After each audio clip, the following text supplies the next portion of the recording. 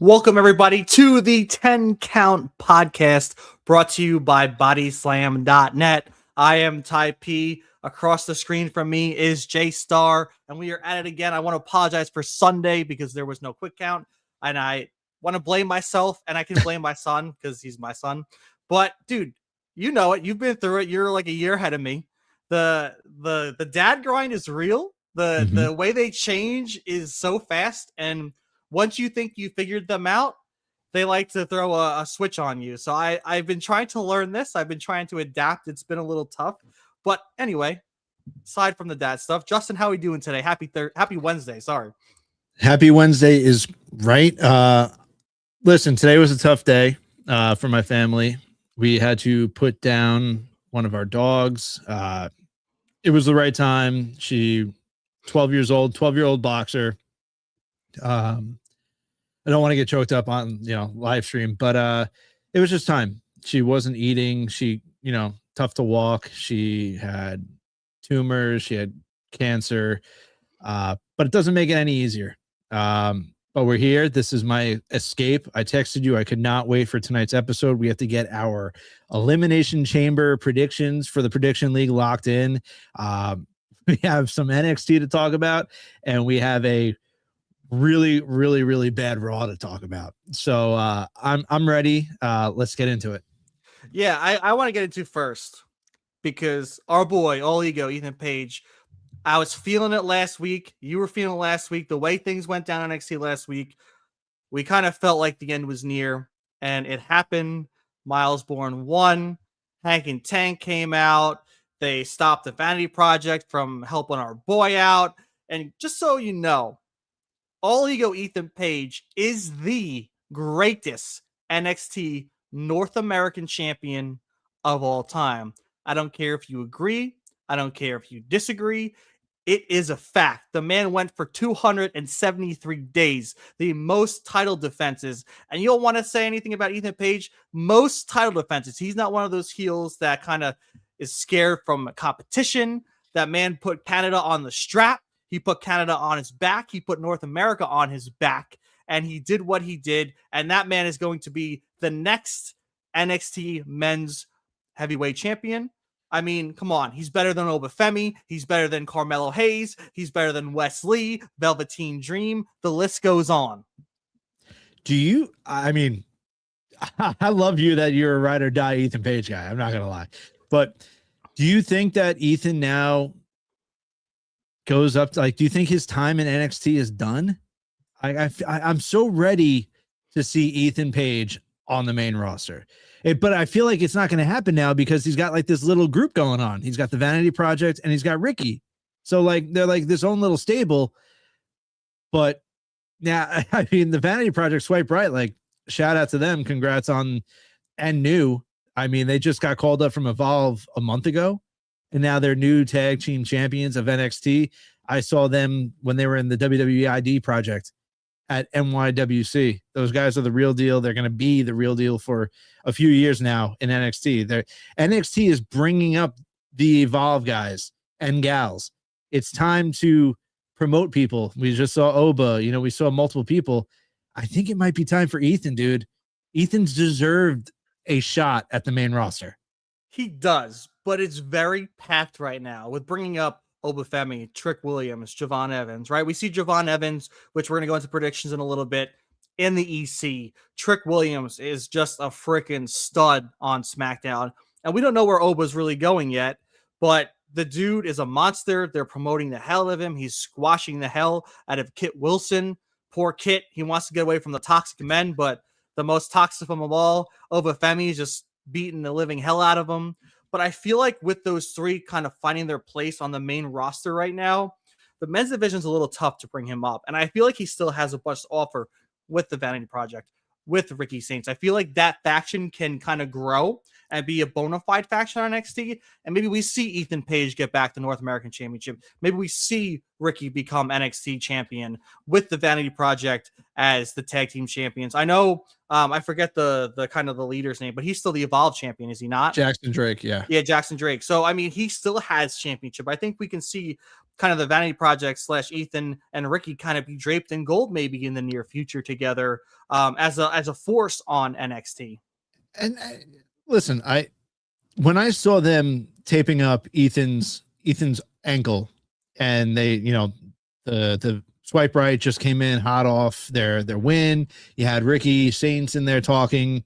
They were all talking, oh, Ricky's going to be world heavyweight champion. Ethan's going to be the longest reigning North American champion. It did feel like something, but I feel like now that Ethan has lost, I don't know if Ethan is going to try to blame Ricky Saints. I know Ricky tried to get there, and then all of a sudden Joe Hendry appeared, and it was kind of like WrestleMania. It was like that WrestleMania match between like Cody and Roman, but for like NXT. Yeah, it was just people like appearing left and right. But I don't know. Like, if you finally gave the belt to Miles Bourne, I don't think he can't lose it that quickly. Like, I just don't see it happening. So what is next for Ethan Page? That is the real question. Does he go for the NXT Heavyweight Championship? I don't know. Like, Joe Hendry and Ricky Saints are about to fight. So then you're getting in the way of your friend Ricky Saints. I don't know. It's a tricky situation for Ethan Page.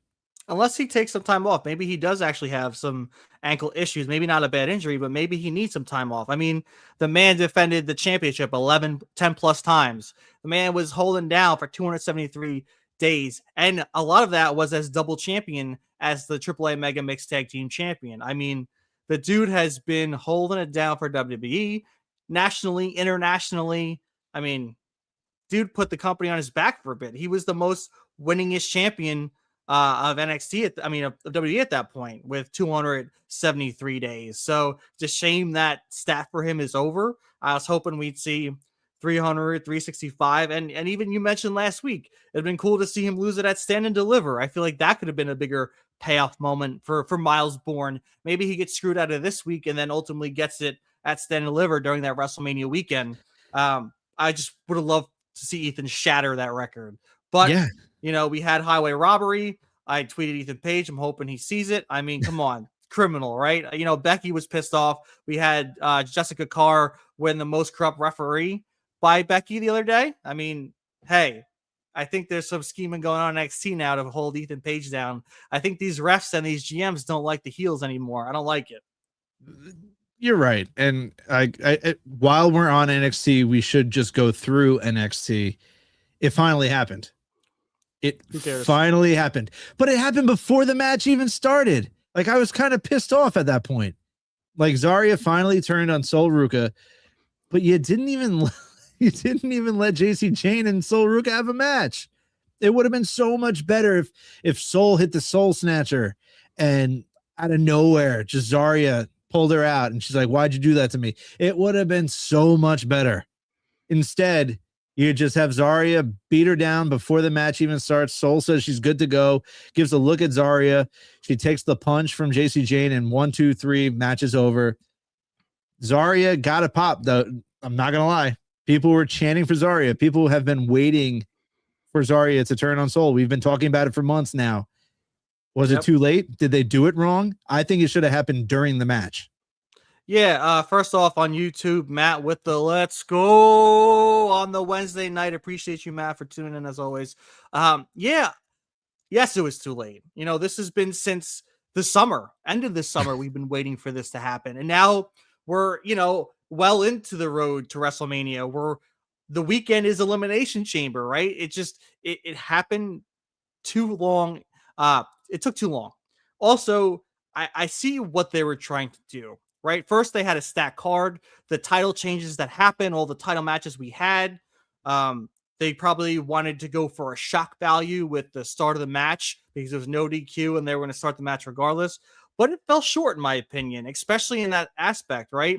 I think it was cool to do it at the beginning of the match, but at the same time, I didn't care anymore. It was going to happen eventually. We've seen them tease it for months and months and months. In this aspect, I know there's patience and patience is a virtue, but some things you just need to pull the trigger on. And that was something they should have pulled the trigger on well in the past, especially when they had those 2 nights. I forget what the NXT event was when Roadblock. Yeah. When Zarya fought for the Speed Championship and Sol fought for the NXT North American Championship or vice versa. But they should have done it back then. It would have made more sense. But yeah, I kind of was bummed that the women got the brunt of the title matches of the show, right? They needed to pull time somewhere, and they pulled it from a match that would have been spectacular and could have had a nice moment, like you said, where the Soul Snatchers hit, the crowd's going wild, and she gets pulled out by Zarya. I think that would have been, more beneficial because you could have had Zarya fighting Fatal Influence off during the match. And then when it came down to it and Zarya's the only one left standing ringside and she pulls out Sol Ruka, that to me would have went 30,000 times better than what happened last night. I agree with you, but I also think the way that the night started, right? So you start the night off hot, you have Swipe Right and New. Then all of a sudden you have the Speed Championship, you have Ilya LaFleur and New. It's like, oh my God, and we almost went across the board, right? And we had an N New with the North American title too. There was a lot of titles that changed hand on Tuesday night, last night. I felt like something was going to happen. And with the teases, it made sense. It should not have happened the way it did. Yeah. Let Sol get in, just let Sol hit a Soul Snatcher, get the crowd into it. No, we're just going to attack her from behind, not even before the bell rings, and nada, done. But yeah, especially now we're going to get that at Stand and Deliver. I'm hoping. Yeah, but especially with how they've been pushing Sol, right? You'd think that they would have let that match kind of push through and happen, but they didn't, right? She was on Saturday night's main event. She had a nice showing at the Royal Rumble. I don't know. I was a weird decision. And like I said, I honestly think it's due to cutting time. And I think the only way cutting time made sense and one of the matches was in that position. So I do understand, but I don't agree with how it went. No, fair. And listen, I think let's see, we have on YouTube that just came in, Topher B560. I mean, no one predicted Zarya turning on Soul in that moment. Seems like they want it to be unpredictable. True. So yeah, but I feel like Topher, I agree with you. Like the beginning of the match, the way it happened, sure, wasn't expecting it. But I mean, I said it last week. If it did not happen last night, I was out on whatever Zarya and Sol Ruka were building towards. I was so done. I've been done with it for months. Same. I like it. Sure. Triple H, like you said, teaches patience, long term storytelling, all that stuff. But it comes to a point where it's like, just pull the trigger. Just pull the trigger. Yep. And finally it happened. Sure, I agree with Topher at the point of saying, like, where it happened in the beginning, but no one expected that. It was a decision. It was definitely a decision. I just would have let them run for at least 5 to 7 minutes, something. Just, I don't know. It is what it is. Yeah, it is. And I agree with you, Justin. I think it just should have happened months ago. I think there were so many opportunities that would have been really cool moments and people cared about it. I kind of gave up towards the end of November. We saw a lot of teasing. It was around SummerSlam. We saw the writing on the wall. We saw the teases. We saw these moments where they weren't getting along. And when you do that, and especially in NXT sense, it's like you need quick payoffs. Like NXT is huge on these payoffs, and usually quick payoffs because superstars don't have a lot of time in NXT. And time matters, especially if they're getting brought up to the main roster eventually. And with how they've been showcasing Soul, it seemed like she was just going to go to the main roster and this was just going to be a friendship forever. And honestly, I think they kind of been holding off on bringing her up to the main roster because of this turn. And if that's the case, she's been so over, like I said, on Saturday Night Main Event, in the Royal Rumble, on SmackDown. So to me, holding her off this long just to have now this payoff could have happened months ago. And was it, again, unpredictable, like you said? Sure. I didn't expect it to happen to begin the match, but I just was really hoping for this kind of friendship to end a long time ago. Yeah, I mean, I think the only option now is you build up to Sol Ruka and Zarya, stand and deliver. Like you said, Sol Ruka has been over on Saturday Night's Main Event, like you said, SmackDown, wherever. It's time for her to get the call up too. So I feel like her and Ethan are the next to go up. So I think that the logical answer here is you build up to a feud of Zarya and Sol Ruka finally. Stand and deliver comes. Zarya goes over because now you need that monster heel for the women's division. I mean, sure, JC and Fatal Influence are heels, but you need that monster, and that's what Zarya is. And then that is, Sol Ruka's swan song on NXT. She loses, she loses fucking 1, 2, 3 clean, and then she gets called up to the main roster. And if they do Zarya and JC for the title next week, I hope, Sol kind of returns the favor, gives the receipt to Zarya. And to me, as long as they do well, like I'm in it. Like it'll be fun. Like I said, I didn't really care about the turn, but I think they'll put on a hell of a program together. I think their match will be great when they finally do it and it's all said and done. And if it's at Stand and Deliver, like you said, Justin, I think that'll be a highlight marquee match on Stand and Deliver's PLE. But yeah, I hope next week, if Zarya does get that championship match, I hope Sol Ruka gets involved and screws Zarya over. I hope we see them just kind of like what Seth and CM Punk were doing in the beginning, where they would just show up and just brawl. Like music, they tried to cut a promo, music hit, brawl. Like I would love to see that with Zarya and Sol Ruka. And plus that'll bring out a side of Sol Ruka that, we don't see this fighter. Like she is a fighter, but like, bare knuckle brawl, like let's go. I'm ready to fight at any point, any moment. So I hope that's what we see leading forward between this, upcoming feud between Zarya and Sol Ruka. 100%. I think we got to dive into our predictions. But before I say that, Stussy6 on the YouTube, Zarya should win the title so they can recreate the Ciampa Gargano dynamic. That would be fun. I wouldn't disagree with you.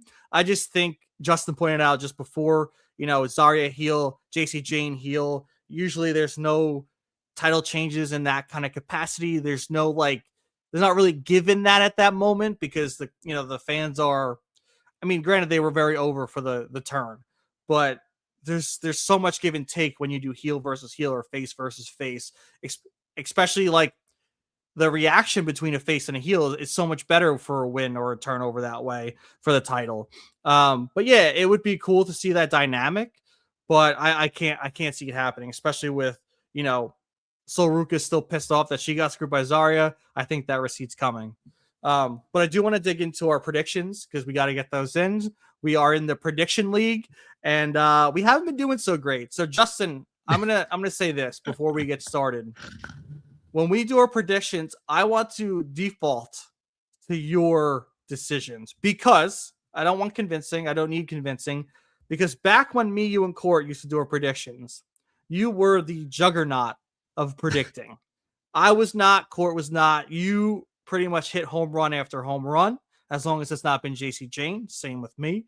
So This week, I want to default to your decisions. I don't need any convincing. I will give my opinions on who I think will win, but I want to default to you this week and see how we do. Fair? Fair. I'm just going to put it out there. I feel like Elimination Chamber is not going to be a PLE where we gain any sort of ground on anyone else in the prediction league. I truthfully think that it's kind of straightforward, dude. Yeah. Like, I would love it. Listen, if we're wrong, should I say, I would love it, but I don't think WWE has the guts to do it. So I'm pretty much calling out Triple H and the whole boardroom right there, the creative team. I don't think they have the guts to put over a Kiana James or I don't even know. Like, I don't think Javon Evans. No, but even like Balor. Like, I don't think Finn Balor is winning. I would love to see it happen, but it's not going to happen. Yeah. But yeah, I'm cool with that. Let's. I think there's only 4 matches, so yeah, it's the 2 ECs, the world title, and the women's intercontinental championship. Which, the Ruthless Depression era Stussy6. Yep, I don't disagree with you there. I actually kind of do. I don't and I do because I have been enjoying a lot, especially with NXT. There have been storylines that I've really enjoyed this year. It just seems like they've made some decisions that haven't been the greatest, but I digress. Monday Night Raw, which we'll get into. Cannot wait to get into Monday Night Raw. Yeah, right. So let's go into these predictions real quick. It will be probably a pretty quick prediction. Yeah. Just like Justin said, it's pretty straightforward. I want to go into the World Heavyweight Championship match first. We'll do the ECs last. CM Punk, Finn Balor, or as Stussy6 on the YouTube always says, Finn Balor. I think we are going to see Finn Balor once again. This man still has not won a singles match since last year in January. I looked up that stat. It is crazy that this man hasn't won. And that was also with the help of JD McDonough. We've seen this guy do so much more, and it's a shame. But we do feel that he has a bright 2026. We could be wrong. He could be Intercontinental Champion. We could be wrong. But in this case, I can't see them diverting from the CM Punk Roman Reigns main event. I mean, it's huge. It's top of the line. That's going to be night 2, main event. Stakes are on the line. CM Punk said next week he's going to probably punch Roman Reigns in the face. The man hasn't shown up since that epic promo they had together, which scared me, right? And I even said it last week. This is just filler for CM Punk because Roman's not around. And once Elimination Chamber is around, we'll have a few weeks of Roman until Mania, and that's exactly what we're getting. Stussy6 on the YouTube saying, I have a better chance of marrying Roxanne Perez than Finn Balor winning that world title match. Hey, crazier things have happened, Stussy. You never know. You just slide into those DMs. I know she's got a boyfriend I think he's on Evolve or LFG. But hey, crazier things have happened. You never know. That's how I met my wife. slid into those DMs. That's all you gotta do. Just one shot. Hey, you miss 99% of the shots you don't take, or whatever that quote is.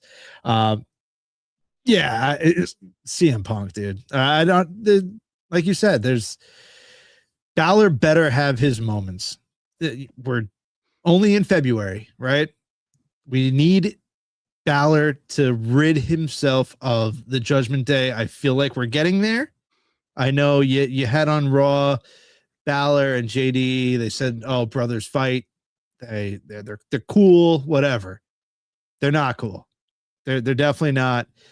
Something's going to happen. We need Balor to lose. We need Balor to just say, "Hey, screw you guys. I'm out of here." And then there we go. Dom and Finn. Perfect. Finn wins. The Finn push begins. Not as world champion like we want, but as IC champion. And then you can go from there. But Finn's not winning until he rids himself of the Judgment Day. So with that saying, and it being in Chicago, CM Punk is retaining the title. Yeah, it's funny that they chose Chicago to put both AJ and CM Punk on standalone matches on the card. Smart. The crowd's going to be electric for both of them, and I can't wait to see. And speaking of that, we'll go into the Women's Intercontinental Championship match, Becky versus AJ. With the crowd that's going to be going nutcase for AJ Lee. How do you think this is going to go, Justin? So this is the toughest match of the night. So I've been back and forth. On record, don't want to see them talk to each other in a ring again until Saturday. Thank God we don't have to. It's just going to be now Elimination Chamber coming up on Saturday. I don't know. I'm assuming that this is only the first part of this saga with AJ Lee and Becky Lynch. I think that they are written in for Mania. Same match, Women's Intercontinental Championship, AJ Lee, Becky Lynch, Part 2. Now, the real question is, who is walking into Mania as the Women's Intercontinental Champion? How do we get there, man? How do we get there? So, do you just have the Chicago crowd eat up both of their favorites, retaining and winning and new? Or do you have one win, one lose, and then AJ wins it finally at Mania? That's the question that I've been battling with. Because I can see WWE saying, all right, Punk, you're retaining, AJ, you're going over, but now you might lose it at Mania. Because we don't know how long this AJ Lee contract is, right? I know when she first signed it with Triple H backstage of SmackDown. Let's see. Hold on. Stussy 6 on YouTube for the prices. The crowd should be allowed to book the show. Listen, Stussy, I agree with you. And also, I think it's absolute bullshit that they're trying to black out any bars from having a viewing party in the Chicago area. It's crazy.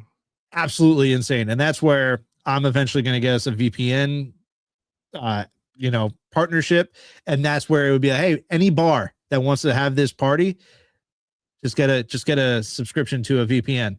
You're done. Yeah. You can still show your watch party, but absolute ridiculousness that they're trying to black it out.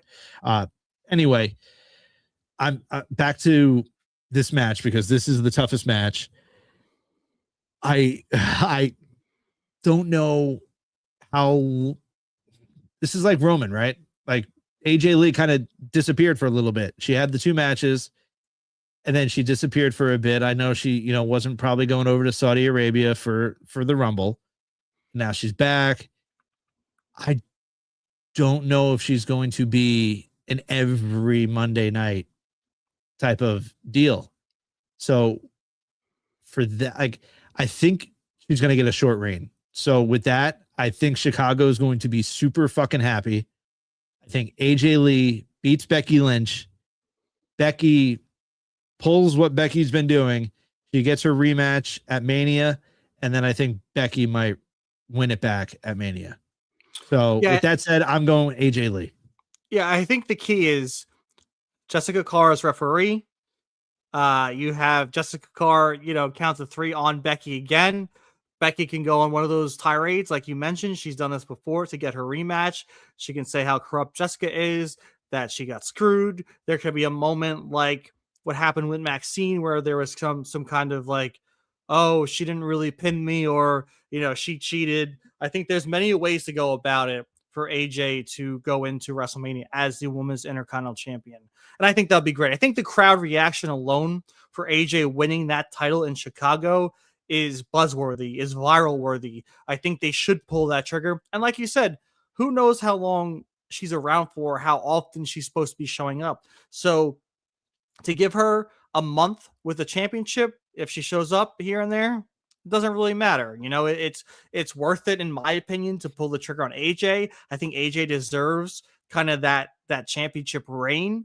And then maybe she could eventually win the women's tag championships and be, a Grand Slam champion. I could see that happening in the near future, which would be really cool. She deserves that, right? She ushered in this era we have now, where we have Rhea Ripley, Io Sky, Charlotte Flair, Alexa Bliss, Becky Lynch. We have Roxanne Perez, Raquel Rodriguez, Liv Morgan in the shoes that they're in right now because of AJ. We have them main eventing WrestleMania. We have them main eventing Raws. We have them all over the Raw card and all over the SmackDown card, all over NXT. If you watch NXT right now, the women are all over it. Granted, not last night. Last night they kind of got the shaft, but most of NXT Weekly, it's 2, 3, 4 women programs going on at once. And Right. Shout out to especially NXT last night with Jada Parker screwing over Mariah May to Thea Hale, which was also an awesome moment, which we didn't get to talk about. But yeah, I think AJ deserves that recognition. She deserves that show. I know they like to say that the Bellas and Nikki, were the ones to get this revolution started, but no, it was always AJ. AJ was that person. She kind of took the diva and created it as the wrestler, as the superstar that they are now. So it would be nice to see that happen full circle. So I do hope it happens. Stussy6 on the YouTube, WWE wants all those social media posts with Punk and AJ being double champions. Yeah, they definitely want people to eat that shit up, especially the Raw after this Elimination Chamber. Both of them coming out draped in gold. That's just a highlight moment, and they do want that to happen. So I will not be surprised if AJ does walk out of Elimination Chamber as champion. Yeah, and the more I think about it now, if we're going to build up to a Becky AJ part 2 at Mania, if that is written on the card already, like guaranteed, there's no way that you can go from AJ losing at Chamber and then wanting another match. The only way that we get that rematch is AJ going over Becky and Becky just throwing a goddamn tantrum. So with that said, AJ Lee is walking out and new Women's Intercontinental Champion. And then you just lead up to Mania part 2. Here it comes. Yeah. All right, let's get into the Women's Elimination Chamber match. We have Alexa Bliss, Asuka, Kiana James, Raquel Rodriguez, Rhea Ripley, Tiffany Stratton. It is crazy to me. It is crazy to me that Julia isn't in this and Kiana James is. I don't know if, they have some stock in Kiana James. I do think she's entertaining. I think she does have some more to offer in the near future. But looking at this match, there are some decisions, right? I mean, at the end of the day, Liv Morgan picks Stephanie Valkyrie. So Jade Cargill is the one that's left. She is a bona fide heel. So looking at this list, you have Alexa Bliss and you have Rhea Ripley and Tiffany Stratton. I don't think Rhea Ripley is going to win because I think her and Io are going to be defending that tag team championship in some capacity at WrestleMania. Those are two huge names. Io's not on the card. She's not in the Elimination Chamber match. So she's going to be on WrestleMania at some capacity, which will be those tag team championships. So that leaves Alexa Bliss, Tiffany Stratton. That's why I don't think Alexa's going to win. I think she's going to be a great showing. But to me, I think we get Tiffany Stratton, Jade Cargill part 2 at WrestleMania. Or sorry, is it part 3? I think their second match was at SummerSlam. I can't remember. I like the way you broke that down. I'm not gonna lie. Just real quick, Stussy, I don't want to ignore you. It has to have a stipulation. I'm assuming that was back to Yeah, for AJ and Becky AJ. WrestleMania. Yeah, 1000%.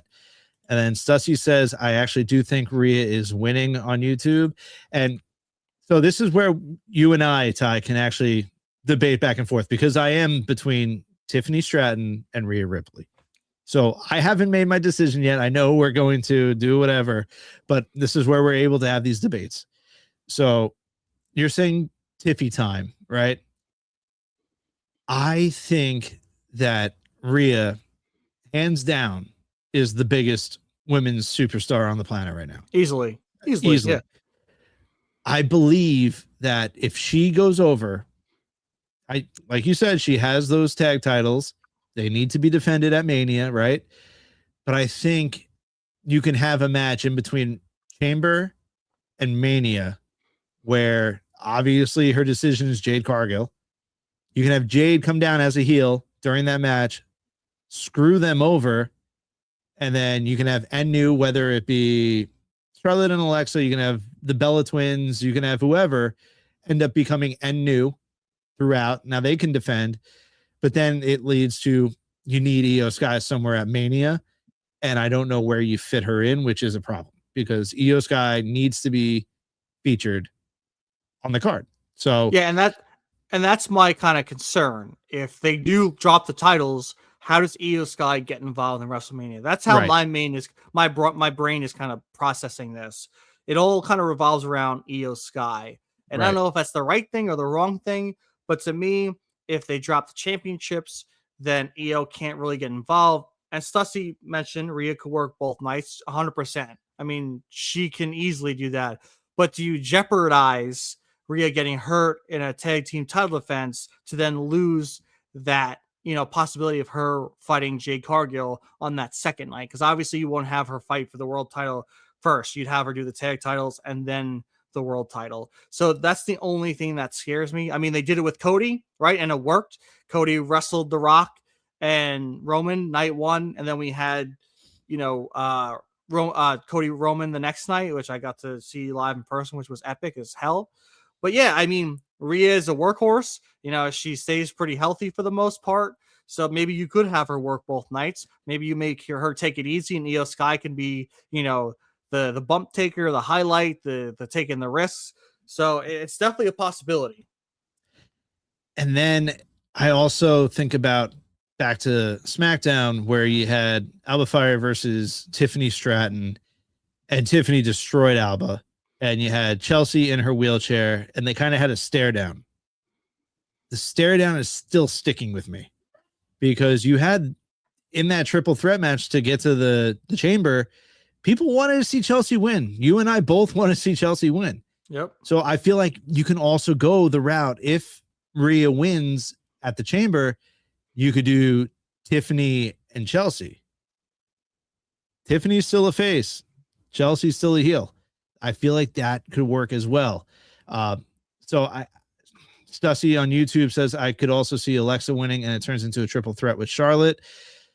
I don't know if I see Alexa winning. So it's so weird how like the women's tag division, I feel like so many of them need to turn on each other right now, like for a WrestleMania match, right? Because here you have Rhea and Io. Rhea's never beat Io. Their tag team. We said it months ago. We thought that maybe my wife is saying you better say Rhea. Rhea's a badass. I'm with you, babe. But and I don't even know you had a YouTube account. Anyway, I don't know. It's like I feel like Rhea and Io at Mania would be such a classic. And then you can have Charlotte and Alexa. That would be such a classic, but that's two tag teams turning on each other in the matter of I don't know how long. So this one I'm stuck on, dude. I really don't know. Like I wanna go with you and say Tiffany Stratton wins and then goes on to face Jade Cargill because they have a history too.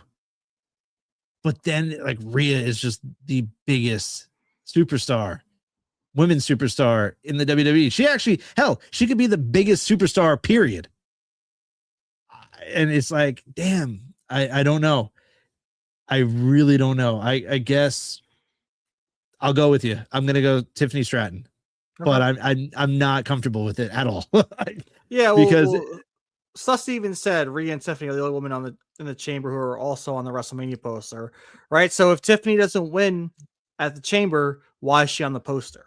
What is her role at WrestleMania? Because Rhea can have that role of defending the women's tag team championships. Where does that leave Tiffany if she loses the chamber? She's not having a match. Fair. That's a good point. That's a good point. All right, we'll go with Tiffy time. Lock it in. But cool.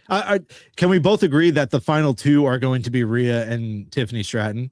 Yeah, I mean that would be the most high stakes, the most like holy shit, who's going to take this moment? And I think that's what they should do. I agree with you, but then it's like at that point, do we get like a moment like last year where Punk got screwed? Or like how does Tiffany like I know Tiffany's great, but how does Tiffany go over Rhea one-on-one? I Rhea's just she's a boss. I don't know. Like I just can't see it happening. I mean, you could have either Raquel or Asuka screw over Rhea. Those are two tag teams that could likely go face against Rhea and Io at WrestleMania. You have the Judgment Day. You have the Kabuki Warriors. I mean, there is possibility of Rhea getting screwed by someone in that match that's a tag team. Yeah, and my wife said rude because we went with Tiffany Stratton. I think it's rude that your maiden name is in your account and not your actual now last name. So back to that. Anyway, so yeah, let's go with Tiffany Stratton. All right, let's do it. But I don't feel comfortable about that. Right. That's actually another one. So this next one I think is blatant. And Slutty 6 said Rhea can start the match, and that gives her cover for losing. Yeah, she can be the Iron Woman of the Elimination Chamber, but sometimes you come up short when you're the Iron Woman. So we got the men's Elimination Chamber. We have Cody Rhodes, Javon Evans, Jey Uso, LA Knight, Randy Orton, Trick Williams. Justin, where do you see this one going? Well, I said it 2 weeks ago. Whoever came out of that triple threat match to qualify was winning the chamber. And it was either Cody Rhodes or Jacob Fatu. So my answer is Cody Rhodes with a bullet. I think Cody goes over. He gets his match with Drew, and then that's where you got to work something in. I've said it. You need a little spice on this match because I don't want to see Drew and Cody 1v1 again. Need a little spice in my life, although I hate spice, so it's ironic that I need it. But I need it for this match. So I have Cody winning.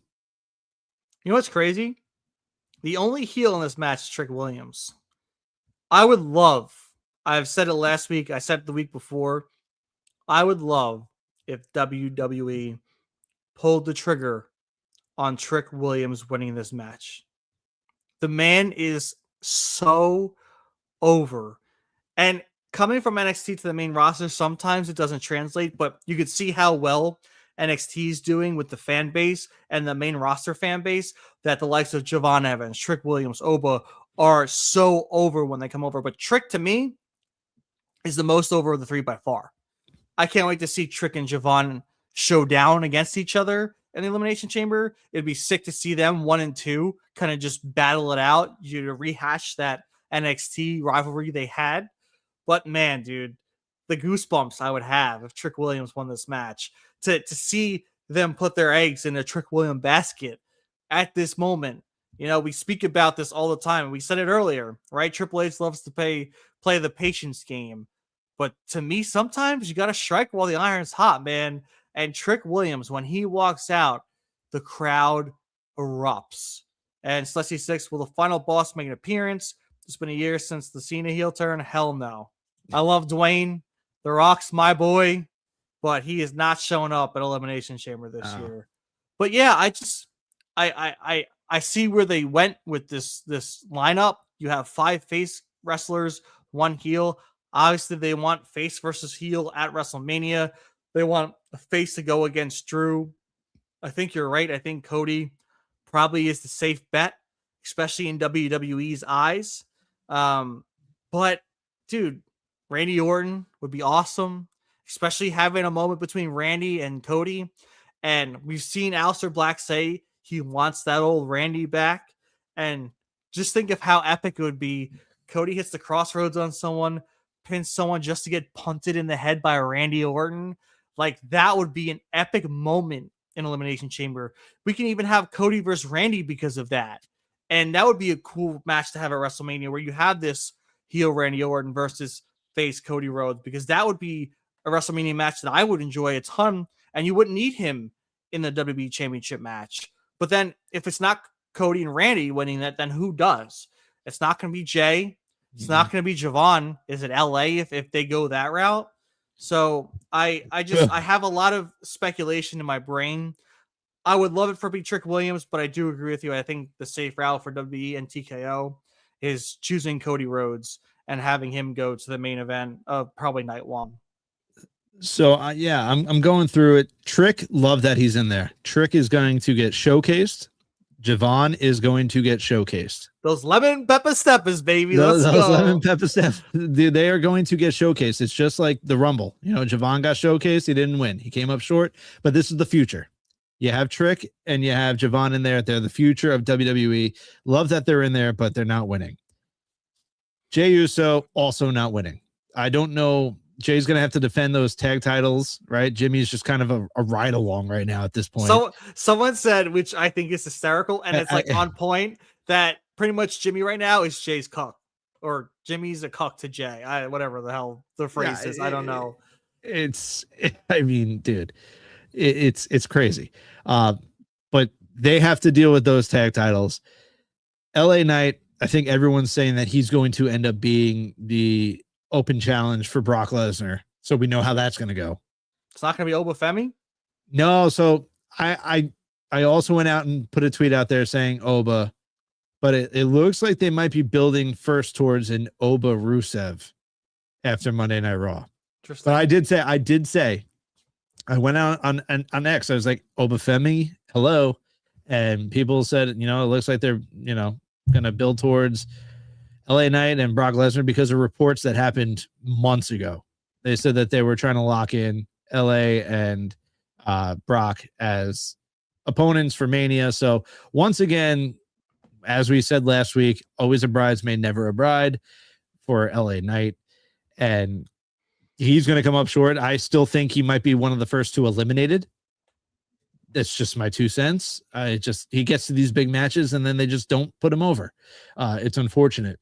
I would love to see Randy Orton, man. Would love to see Randy Orton win. It's not going to happen though. I think it's going to come down to Orton and Cody. Don't get me wrong, 1000%. And they're going to go at it. But you mentioned earlier, we're going with Cody Rhodes, right? We're locking in Cody.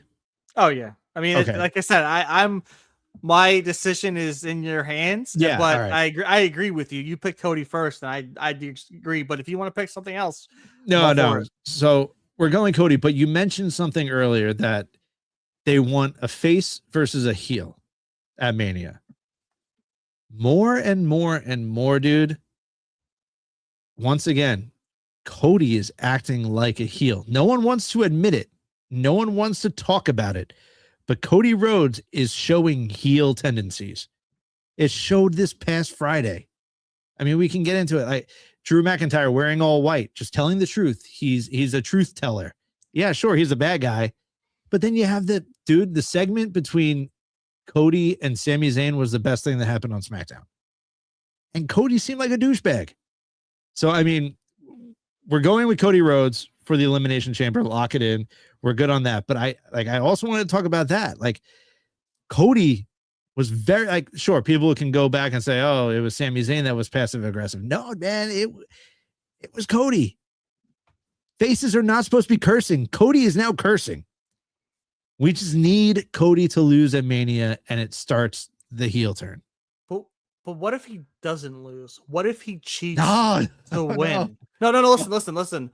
Because if he cheats to win and leaves WrestleMania as champion, the crowd's going to be nuclear against him. Not only did he win, but he cheated against Drew to win the championship.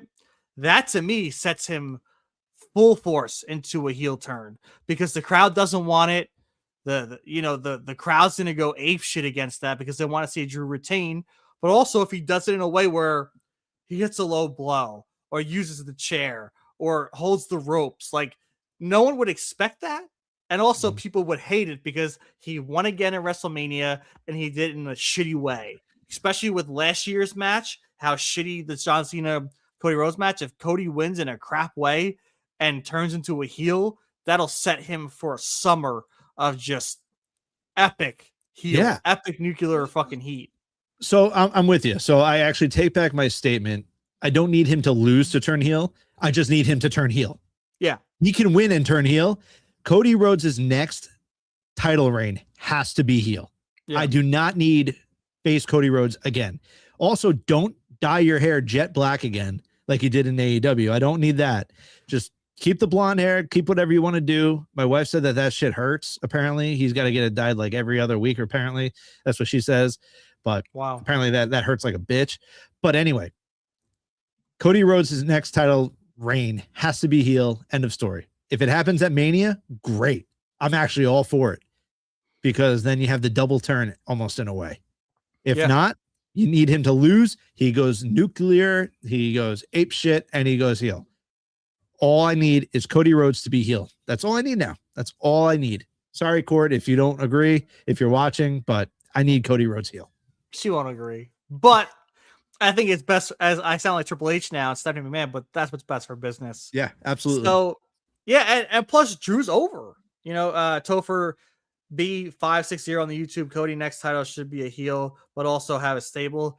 Hey, I think that would be awesome. You could bring up Ethan Page at that point. You could bring up Ricky Starks at that point. Okay, we're cooking. We're cooking. You could throw in Jade Cargill at that point. You can be like, we were, you know, the people who hopped over were taking over this, you know, this brand, this business. You know, we are the highlight. You have the best NXT North American champion of all time in Ethan Page. You have Cody Rhodes at that point as the 3-time WWE champion on a tear since he's come back to WWE. I mean, Jake Cargill is that bitch. I mean, dude, it writes itself. I agree, Topher. Make that stable. I think it could write itself, and I'm all for it. We're cooking now, but I also don't think they would go all AEW people because the backlash that they would get for doing all that would be nutty. I don't think so. I do. I do, man. But they want that. It generates buzz. The term is any press and bad press is good press, right? Any press is good press. The IWC would go freaking ape shit. Yeah, it's that photo. It's literally that photo. That photo that they took backstage of all of them with the titles. Everyone was going crazy, right? Stussy said, and we finally get Cody Punk. Done. We get Cody Roman. I talked about this 3 weeks ago. I need, if we're doing Vegas again, Saudi Arabia now, we're doing a heel Cody versus a face Roman. Money. Oh my God, book it. Topher on YouTube. Triple H needs to have the balls to do it. I don't know if it's just Triple H. I think it's TKO. It is, yeah, it definitely is TKO. It's TKO. They see the money and the revenue that is being generated by Cody Rhodes' merch right now. That, I mean, they're gonna have to make a heel shirt. I would buy it. Hand up, I would buy it. If Cody turns heel and wins the World Heavyweight Championship, I am buying his first shirt. I know you or Court bought the gig, the whatever, they look like a Nintendo 64 or whatever, or like Super Nintendo, like that shirt. Yeah, I don't need that anymore. I need a heel Cody Rhodes. I'm ready for it. I'm dying for it. And he's getting there, man. You pay attention to everything he's doing. He's going at people first. He's going at Drew McIntyre. He's going at Sami Zayn. He has the tendencies. Just pull the damn trigger. Stussy on YouTube. WWE should do more Saudi shows. It's a great opportunity to bring back some old WCW pay-per-view names like Reed and Sold Out. I think they're going to do more Saudi shows. I think that's just written in the cards. They make a shit ton of money off Saudi, I think. Yeah, they make so much money. And then Topher saying, "Oh, I know it's TKO, but need to look at how the NWO merch." Oh, dude, Topher. Yeah, you're speaking to me, brother. It's just I hope, I'm praying to the wrestling gods, please. The next reign has to be heel, and yeah, let Cody make a fucking stable like the NWO. Do it. You just mentioned Ricky. Ricky's perfect opportunity to get called up. Boom, with Cody. Ethan Page's perfect opportunity. Boom, with Cody. My God, it writes itself. Holy hell, that is the perfect opportunity. But will they do it? No. Probably not. No. And then that's why I get upset. But before we go into Raw, because I can rant about Raw too, we have to talk about this box. The odds-on favorite betting wise right now to be inside that box is Danhausen. Very nice, very evil. How are we feeling? We've spoken about it, right? Yeah. Can a person live in that box for 2 weeks? Does it make sense? Danhausen can. Danhausen can.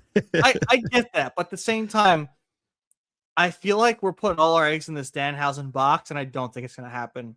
You know, when we speculate and speculate and speculate, it usually doesn't happen. I don't think it's going to be Jericho. I don't think it's going to be Danhausen. I don't know what it's going to be. Maybe it is. I could be wrong. You know, maybe this is the opportunity where they do a surprise and we're all right. It's Danhausen. Everyone's happy. But they would use Danhausen in the aspect of what they're doing with R-Truth. And R-Truth isn't going away. R-Truth is the comic relief. So how do you fit a Danhausen comic relief with R-Truth? And I don't think you do. And maybe he shows up in WWE, but we've been wrong where we thought someone's going to go to WWE and they haven't showed up. And Sexy Six is Triple H in the box getting ready to announce a new era. That's a good one. I like, dude. Sussy's got some good one-liners. I like that. You make me chuckle at least twice or 3 times an episode, so I appreciate you. And also, he mentioned that Fanatic shirt quality though is spectacular. I have to say though, I had a Triple H King of Kings shirt. It's rest in peace. It's thrown out because it finally ripped, but that lasted since 2008 for me. So I mean, back in the day, quality was pretty good due for WWE, at least at the shows. But yeah, I don't know what this box holds. It definitely could be Danhausen, but I'm not sold. I'm not sold. I don't know what it could be, but I'm keeping my options open. Yeah, if it is Danhausen, he finally got out of Guantanamo Bay. Maybe they knew that his whatever Tony Khan and AEW extended him to, he knows the date. He's ready to go. I think the Danhausen merch will go like crazy in WWE. I think they will push the shit out of Danhausen merch, and I think they can make it work. I feel like they can make an angle where you have, obviously, I think it was Aldis or it was Pierce that said, we're going to open it together. We're going to open the box together. So now all of a sudden you're going to have Nick Aldis backstage and Adam Pierce backstage. You're going to open it up. It would be Danhausen, and he would just give his damn like little look to both of them, and they'd be like, no, we're not doing this. And then they could just like fight over like who's signing Danhausen for at least 2 or 3 months. Like, I think they could actually pull that off. And you have Punkhausen. So Stussy, I want Punkhausen on TV since we never got them as a team on AEW. Would be great. Danhausen cursing people like Oprah, you get a curse, you get a shirt. The merch that Danhausen would sell in WWE would go crazy. And that, listen, I'm not trying to shit on AEW. That's the difference between AEW and WWE. The merch that they can push, they are going to make him look like a goddamn star. And once again, Jim Cornette said it. If you come out of a box, you're instantly over. Danhausen will be over. I know it. We'll see. I was never the biggest fan of Danhausen. I get what he's doing. I'm not the biggest fan of the comedic acts. You know, I think it's nice to have comedy included in your gimmick, but I don't like when it's a full-blown part of your gimmick. Like, R-Truth makes it work. He is funny with it. You know, he has my sense of humor, the randomness, right? Yeah. You don't expect what he's going to say. Some of the shit he does is just out of the box. And if Danhausen can do that in WWE, I'll definitely become a fan. But AEW again doesn't use people the best, especially in the promo sense, in the storyline sense, in the funny sense. So maybe that's why I didn't really have the biggest fanship of him then. So maybe him in WWE would be different, but I guess we'll see. Topher, just glad it's not a rooster coming out of an egg. That would be if it's horrendous. a gobbledygooker and then Danhausen comes out of the gobbledygooker. I think that might be a little TVMA if we saw that happen. I don't know. Sussy Six, what if it's just more ESPN promo? It could be. It could be a spot break. It could be a 12-minute spot break, and we get blasted by ads, and they come back and be like, oh, I guess we just wanted to make more money out of the box. It's a giant Slim Jim. Yeah, right? Yeah, just LA Knight, Bianca, Jay just flying out the box with the Slim Jim attire, slapping on or snapping on some Slim Jims. I can't even speak. But yeah, I don't know. It definitely could. I think the odds, like you said, are most likely going to be Danhausen, but I wouldn't bet against it not being him. Yeah, and we are at the hour mark, but we still have Raw to go into. So if you're cool with running in like another 10 minutes, I'm here. And the people in the chat are ready. We got to get into Monday Night Raw. Yeah, let's talk about the Shift Fest. I mean, there's a lot to unpack. I mean, it started off with Bronson Reed tearing his bicep, which you texted me. I didn't get to watch Raw at that point yet because I was watching my son, but he, the vision seems to be cursed, as you said via text to me, and it's crazy. Now we're out Braun Breaker, Bronson Reed. We're down to Logan Paul, Austin Theory, Paul Heyman.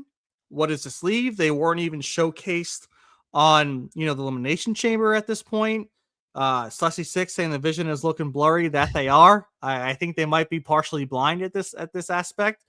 But the OG vision, they're all on the shelf right now. And the thing is, like, now how do we make this masked man work? Right? Because half the vision's gone. Literally half the vision's gone. So how do we make this masked man angle work? Does it happen at WrestleMania? Do you hold it off post-Mania till you get your guys back? Just the questions are up in the air, and for me, as opposed to the vision. Yeah, it's horrible news about what's going on with the vision. It sucks. But now, if we're at that point, like, sure, we know Grayson Waller is most likely the guy, right? The good news is Austin Theory is still healthy. He's standing tall. He's one of the two remaining members. So if you could make it work, I don't know if we're going to get the reveal at Elimination Chamber. The word on the street was that Bronson Reed was supposed to go over at Monday Night Raw, and then I would assume get screwed over in some sort of fashion by the Masked Man. Now that can't happen, now you can hold off. Now you can wait for Seth Rollins to get healthy. Now you might be able to do that double Masked Man reveal of Grayson Waller and Seth Rollins. But it like Stussy said on YouTube, the vision is looking blurry, and that creative room has a lot to decide. Yeah, I want to go through the comments right now. Topher saying Theory healthy as of this moment. That is correct. But also, if you want like a good reveal and Seth's involved, I feel like you need at least Braun Breaker or Bronson Reed. I guess Paul Heyman's there to hold that together. But again, what Stussy says down there, should they keep Logan and Theory as a tag team? I agree. I think they probably work together as a tag team. But we've seen Logan get pushed very well. I mean, he can stand alone to go after the Intercontinental Championship against, the World Heavyweight Championship. I mean, the dude was Final Four in back-to-back Royal Rumbles. The eggs are in Logan's basket. So Logan in Theory versus LA Knight and Bad Bunny, hell, that sells, man. People want Bad Bunny back in the WWE ring. I mean, I would watch that match. I would love that match. I think it would be epic to have Logan and Bad Bunny at least face off in some capacity. And I honestly think Bad Bunny can hold his own. We've seen it against Damian Priest. Maybe you can have an unsanctioned or a street fight between Logan and Bad Bunny. Let it get real gritty and heavy on the weapons. So I don't know, man. It's going to be interesting to see how they kind of fix what's going on with the Vision right now. I do want to ask you, Justin, what was your, I guess at this point, least favorite moment on Monday Night Raw? That I guess the shit fest we can call Monday Night Raw this past Monday. I mean, there was a lot, dude. It's just the whole episode. There was like two bright points for me, honestly. Like I like that when Liv was making her decision, there was a little callback to Elimination Chamber with Jade. Like she went to look at Jade and then all of a sudden she turned around, clocked Stephanie Vakir. I like that. That was cool. The AJ Styles farewell, Awesome. Super damn cool. Best part of the fucking night. Freaking Hall of Famer now, man. That was awesome. That was an awesome moment where they had Undertaker come out. I was like, as a person who's been watching WWE since I've been like 5-6 years old, I was kind of annoyed when the Undertaker came out because I thought they were just gonna like do some weird Undertaker promo. He was gonna take the limelight and they were gonna end Raw. I was wrong, thankfully, and he got which shows that he's part of the group because Triple H, Shawn, Undertaker, they kind of like unexpectedly gave them the Hall of Fame ticket. And so it was cool to see the Undertaker give that Hall of Fame ticket to AJ Styles. Yeah, actually, Taker got me for a second where he's like, "Oh, we have unfinished business."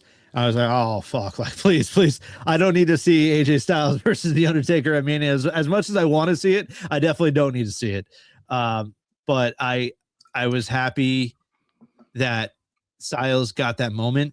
Apparently, according to things that are on the internet, Styles was not cued in on that. So no, that it seemed like that too. Yeah. He was very confused when the Undertaker's music hit and he came down to the ring. Yeah, and actually I think you can catch the moment of them like hugging where after Taker said like, "Oh, like we have unfinished business, like did I get you?" And Styles like, "Yeah, dude, I thought I was going to have to like lace up the boots again. I thought my retirement wasn't over." But another thing that pissed me off was the ending to Maxine and Natty. It was bad. Especially that was my least favorite, right? Yeah, there. Dude, it was brutal. Like, I said it last week. Let's call a spade a spade. That was horrible. I don't know if it was the camera angle.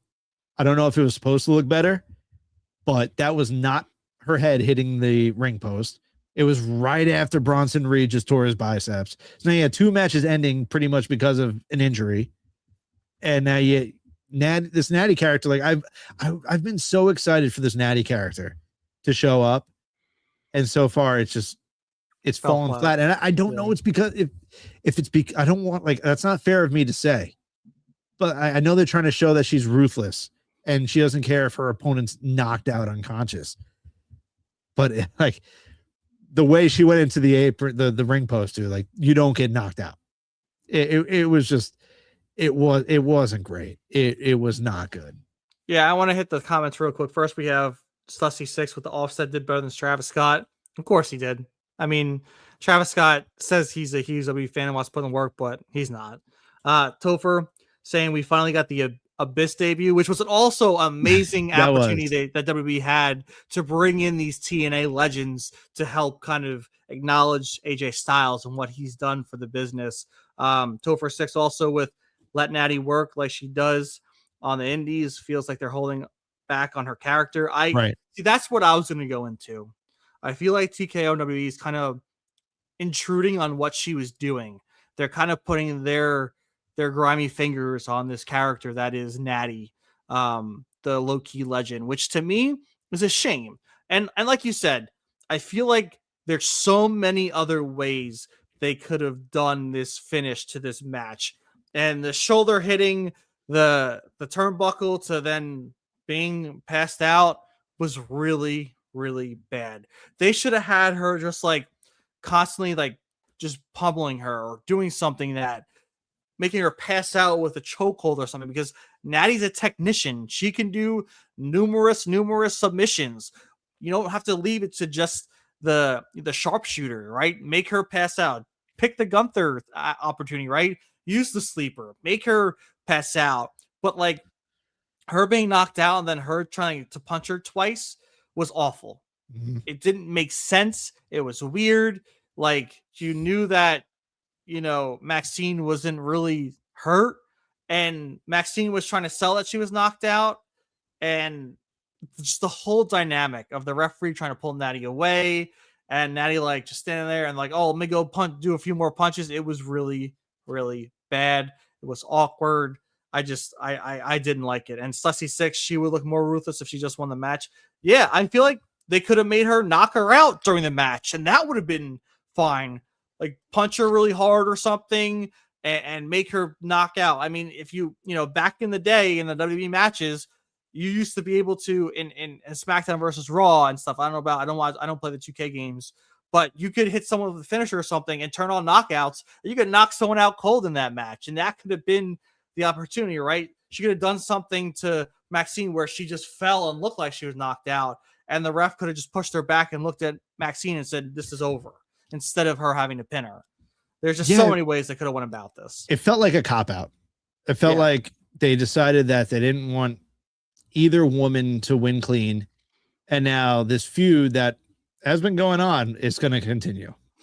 Like that's just how it feels, and it kind of sucks because I know Maxine is a now former ISC champion. I get it. I do think she still needs a little bit more seasoning, and I know that she's been working hard in the dungeon with Natty, which is why they are doing this. But this Natty character needs more. Yeah. This Natty character definitely needs more. And then you bring Brock Lesnar out. No, it was literally just a cut promo. Brock comes out. Paul Heyman talks about how the real main event is whoever decides to step toe to toe with the beast, Brock Lesnar. And now, sure, they put up his dates. He's like Roman Reigns, he has 5 dates left until Mania. So whoever is going to show up better show up. I promise you, and actually I don't promise you, but I can almost guarantee that is going to be at that MSG show, that Monday Night Raw at Madison Square Garden, where we find out who's going to face off against the beast, Brock Lesnar, because I don't think ticket sales are doing that great. And they want to, obviously it's MSG, it's close to home, and they want to sell that out. So I'm sure that's where we'll probably end up finding out who will face Brock Lesnar at WrestleMania. Javon and Kofi, it was fine. It was it was whatever. And then you had Punk's promo, right? And then you had the qualifier, and you got Raquel winning, which honestly, I'm okay with. I am okay with Raquel Rodriguez winning. It builds up that dynamic now that Liv is going after Stephanie, and now Raquel can, possibly go after Jade. It makes sense. Is she going to win? No. But it was nice to see her, because then, if you have Io would be in the chamber with Rhea Ripley, and we discussed that all. But overall, the episode to me just was probably one of the worst of the year. And that's just me being blunt. And I don't think there's anything else more that I can say about it. Yeah, I had to say I did like Gunther coming out in the beginning and kind of just bashing AJ and saying, why are we highlighting this man? We should be highlighting me. Obviously, Adam Pearce had to throw him out the building. It just makes sense, especially if he can't be around to ruin it. But you can see the TKO influence on WrestleMania with Roman Reigns, with Brock Lesnar, with these part-timers kind of showcasing WrestleMania. This is the shit we saw with Vince. Right. And, it kind of gives me a bad taste in my mouth. Slushy Six said the brawl with Dragon Lee was cool. Yes, I did love that. I didn't expect that. I love that Dragon Lee is ride or die for AJ right now. It's super fun. The brawl was fantastic. It really was. But yeah, it's a shame that I'm seeing this kind of Vince style happening in this road to WrestleMania with what they're trying to highlight, with what they're trying to promote. That's why we see these things happening, with why we think Cody Rhodes is going to face Drew McIntyre. As long as they pull that trigger of Cody going heel. Topher B560 and on YouTube saying TKO needs to let Triple H work and count their money, but lower ticket prices. Yeah. I mean, the ticket prices are insane, especially when you have businesses come in. Nowadays, in this world we live in, businesses want to make the most bang for their buck. And if they see things as kind of as a grab, people want it, they're going to up the prices. I'm an avid Pokemon fan. I love, Pokemon cards, but now you see all these scalpers, taking everything they can and trying to upcharge, right? Everyone wants to make the most money they can, and there's no, there's no resurgences against it. There's no restrictions to say I can't do this. So it's a shame. They should lower tickets back. That's the one thing Vince kept was lower ticket prices so families can afford to come to the shows. But you have this business, you have this corporation who just sees dollar signs and these CEOs that want as much money as they can and have these big bonuses and be like, look what we did. And so that's what we're seeing. And it's a shame. And I've said it, Topher. I'm not sure how often you've viewed us, but I've said in the past, people shit on Triple H. Is Triple H at fault sometimes? Sure. I think some of his decisions aren't the greatest, but to me, at the end of the day, TKO is the biggest influence, and I think they are making Triple H stray from his visions at times because they want that big main event. They want those big matches. They want these PLEs to have these matches that they can try and make money off of, and it's not the best decision at the end of the day. That's why I think right now, I would love for a Trick Williams to win the Elimination Chamber and main event WrestleMania and win the WWE Championship from Drew McIntyre. But that's things that aren't going to happen under a regime where we have a huge business kind of owning what's happening with the product right now. And it's Leslie 6, so Roman is going to win the title and take a vacation until October. I don't think so, man. I feel like CM Punk is going to come out on top. And I feel like Roman's not around as much. I know how much people want the championship around. It's the reason why the world title was created, was because Roman took the ball and left, and we needed a champion. So maybe Roman does take the championship and show back up in SummerSlam like he usually does. But part of me thinks that they're not that dumb. Maybe I'll be going record now and eat my words, but I don't think they're that dumb to have Roman win. I think they want the payoff. I think Roman's a big name, especially in the main event of WrestleMania, but I don't think they're that stupid to have Roman then win and hold the title hostage on his vacation until SummerSlam. Yeah, the only way I see Roman winning at Mania is if they have like a deal in place that we don't know about where he's all of a sudden full-time again. Yeah. But if that's not the case, Punk better win. But with that said, thank you all for joining us tonight on the 10 Count podcast. Shout out to Stussy. Shout out to Topher. You guys are the MVPs of this episode. If you guys like our content, please go and subscribe to us on YouTube. I'm going to remove the banner real quick. Bottom left corner at the 10 Count pod on all socials. You leave a like, you leave a thumbs up, you leave a comment on any of our shorts, any of our videos. It would mean the world to us. It helps the algorithm. It helps us grow. We would appreciate it greatly. With that said, also, please subscribe to Body Slam at Body Slam Net.